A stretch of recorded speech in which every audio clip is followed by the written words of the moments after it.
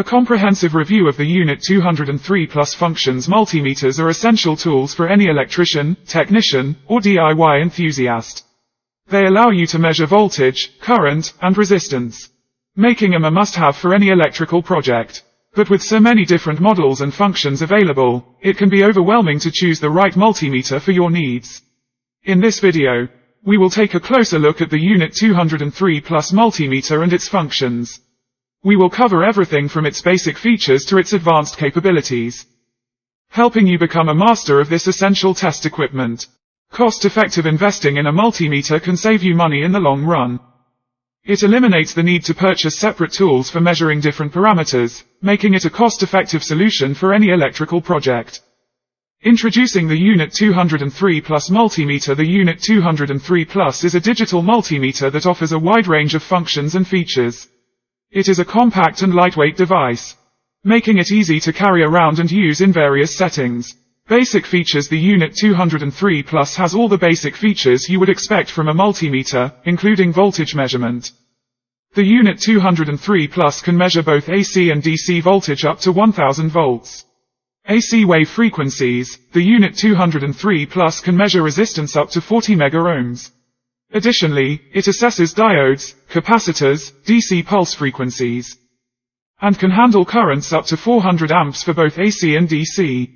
Moreover, it boasts NCV for electric field detection. Data hold and backlight. The UNI-T 203 Plus has a data hold function that allows you to freeze the displayed value, making it easier to record measurements. It also has a backlight feature that makes it easier to read the display in low light conditions. Auto power off. To conserve battery life, it has an auto power off function that turns off the device after 15 minutes of inactivity.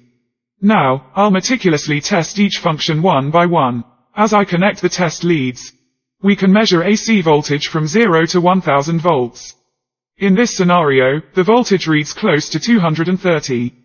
Upon pressing the select button, we can measure AC frequency, with a high voltage frequency range of 10 Hz to 60 kHz and a low voltage frequency range of 60 Hz to 10 MHz. Notably, the power line frequency stands at 50 Hz. By adjusting the function scale knob to DC volts, we can measure from 0 to 1000 volts. Furthermore, we can measure resistors in ohms. For instance, one resistor reads close to 100 ohms, while another, around 10 ohms, connected in series, yields a total close to 110 ohms. Upon selecting megaohms mode, we can test a 1 megaohm resistor. Combining two resistors in series gives us approximately 2 megaohms, while in parallel, they produce 500 kiloohms. Next, I'll examine the potential meter, observing how its resistance swiftly adjusts. Then, we transition to diode mode, assessing various components such as diodes, Zener diodes, and transistors. A functional diode displays a value around 0.5, whereas a damaged one indicates 0000.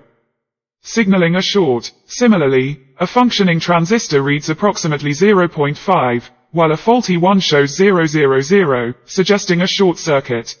Shifting to capacitor mode, we measure the capacity of a 2200 microfarad capacitor, which reads 2150, and a 220 microfarad capacitor, which displays 207. We can also evaluate capacitors on the circuit board. When assessing a 2200 microfarad capacitor, it registers 4.46 millifarads, suggesting a parallel connection. Subsequently, we examine a 68 microfarad capacitor, revealing a value of 63. Additionally, we can assess SMD capacitors. Transitioning to the Hertz function, we measure DC frequency, utilizing a 555 timer IC frequency generator. I demonstrate its prowess by measuring the frequency of a circuit employing a 555 timer IC and comparing the results with those obtained from an oscilloscope, confirming consistency and accuracy. We then switch to current measuring mode, capable of handling AC and DC currents up to 400 amps. Connecting to a lab bench power supply, we observe the current, which initiates from 0.1 milliamp. We also determine the load of a 12-volt LED, registering a current of 2 amps.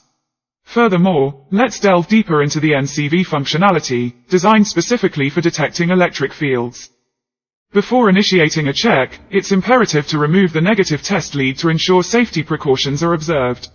Upon activation, the NCV feature emits an audible beep, alerting the user to the presence of an electric field. As I approach the wire under examination, the intensity of the beep increases, serving as a qualitative indicator of the strength of the electric field. This intuitive feedback mechanism enhances user awareness and facilitates efficient identification of potential electrical hazards. Now I have a lots of transistor and I'll keep them separate, a good one and bad one. So first let me check you a good one transistor that is actually a MOSFET. Set the DMM to the diode range. Now touch the meter black probe to source and the red probe to drain of the device. Indication 5 and 7 points confirms that the MOSFET is okay. Now keeping the black probe touched to the source, lift the red probe from drain and touch it to the gate of the MOSFET momentarily, and bring it back to the drain of the MOSFET. This time the meter will show a short circuit, not short circuit, rather, continuity. The results from the point 5 and 7 confirms that the MOSFET is okay.